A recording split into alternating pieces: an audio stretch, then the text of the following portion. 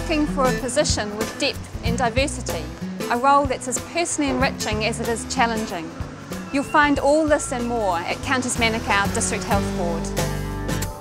Our mental health and addiction services are in South Auckland, which in turn is part of the Greater Auckland region.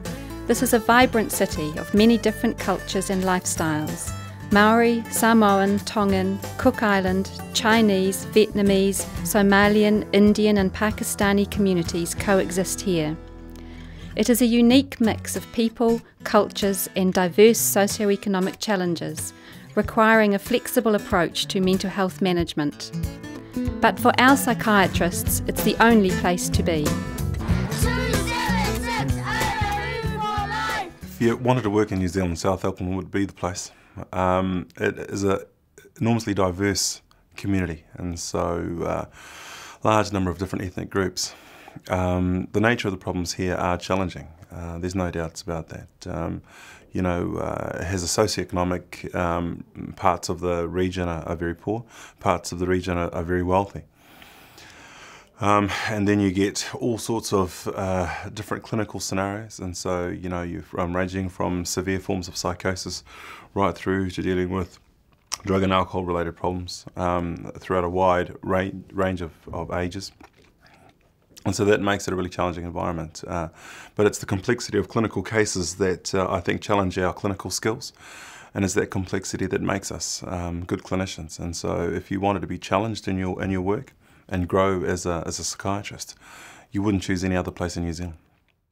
Countess Manukau has really made some major changes over the last few years, which are in general very exciting. And part of it is that the government has put over the last decade quite a significant amount of more money into mental health, which makes it for New Zealand a unique place that you can actually work with enough money to have some developments going on. And Countess Manukau has been really quite innovative.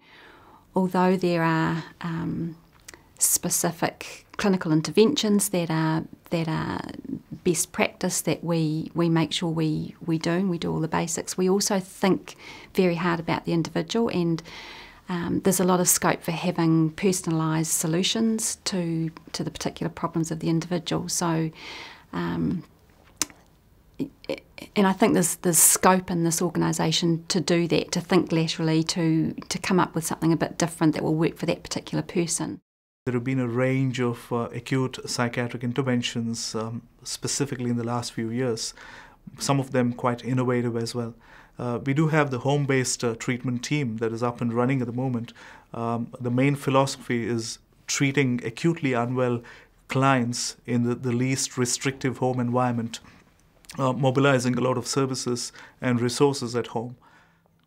We're really patient-focused, so if that is right for the person, then we will do that, and we will find ways of doing that and getting that okay.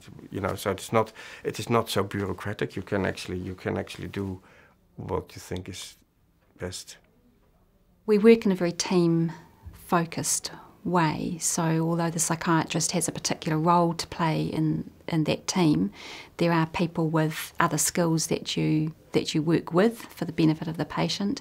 And as a psychiatrist, you can, choose at what level you get involved and do a range of interventions. So it's not just about prescribing medication and treating medically. There's also the opportunities to provide a range of psychosocial interventions and work with other team members to really provide what's needed for that particular client.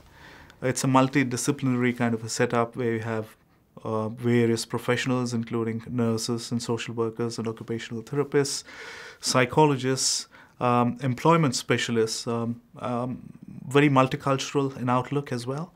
And there is a very friendly kind of atmosphere. Each of the team members is valued and respected, and there is a sense of empowerment in whatever they do. I think for me, in coming to New Zealand, I wanted something different. I wanted more of a sense of community. I really noticed the problems in the country I was working with, getting everybody down, and I really wanted to live in a different type of community, and that's what you get here. People are interested in each other. You know, it's not perfect, but you know, generally people are very kind to each other, and that's what I was looking for, something a bit different, and I feel that's what I've got. So that's been really good. It was the first telephone interview I'd ever done, but it seems that I made the right impression, and a job offer was made on the basis of that. After that, I was given over to the candidate care people, who were just amazing. They were brilliant. They organised everything for me, and one of the big bonuses for me when I came over was that they organised 3 months accommodation and 3 months car hire for me when I first came over. I landed at, I think it was about 5 o'clock in the morning. Someone was there to pick me up, take me to the apartment. Everything from the New Zealand Medical Council to stuff with the college was all sorted. No, they were really, really good, and it really made things a lot easier for me. We get to know the family really well. I mean, if it's a 6 or 12 month process, you get to know all the kids and what their likes are and things like that. So when they get off the plane, you just give them a big hug. It's not a formal handshake, it's a hug, because you've formed such a strong relationship with them. And there are so many ups and downs going through the process. There might be, immigration might be held up because it's just really busy time at the UK office, or there might be a medical issue that just needs a second opinion on, or some more tests done or something like that. And that is really worrying for the candidate, because the dream of coming to New Zealand might suddenly be shattered, and it never ever happens, but it's talking the candidate through that and reassuring them that it's going to be okay, it's just a process, and we'll get over this hurdle. I don't think I've ever had one candidate who's come through smoothly, or easily I should say. It's been something's been held up. It might be their dog needs to be in quarantine a little bit longer, and that's really upsetting for the kids because the kids want the dog right now.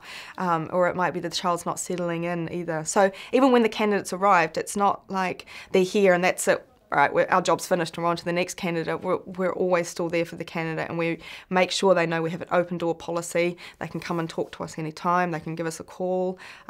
If they're having trouble trying to get their electricity connected, we're there to help, talk them through that as well. Since I've got over here, I've got involved with scuba diving, and I've so far done my dive master scuba diving, and that's in 2 years. That's just wonderful. I'm learning how to drive a boat, so I'm getting into the boating thing, and just the water. New Zealand is all about water, and it's amazing how much of the population live within half an hour's drive of the beach. You can choose a range of lifestyles, ranging from a rural kind of lifestyle to a semi-urban to city living, all within about 20 minutes to 30 minutes distance from each of the community mental health teams. All in all, it is a great place to work with, and I would recommend Countess Manukau to any consultant psychiatrist in any part of the world who wishes to move to this part of the world. So, if you're going to want to come to South Auckland and work here for a while, get some skills that are going to hold you in good stead down the line. I really recommend coming. To become part of our team and enjoy the New Zealand lifestyle, contact us today.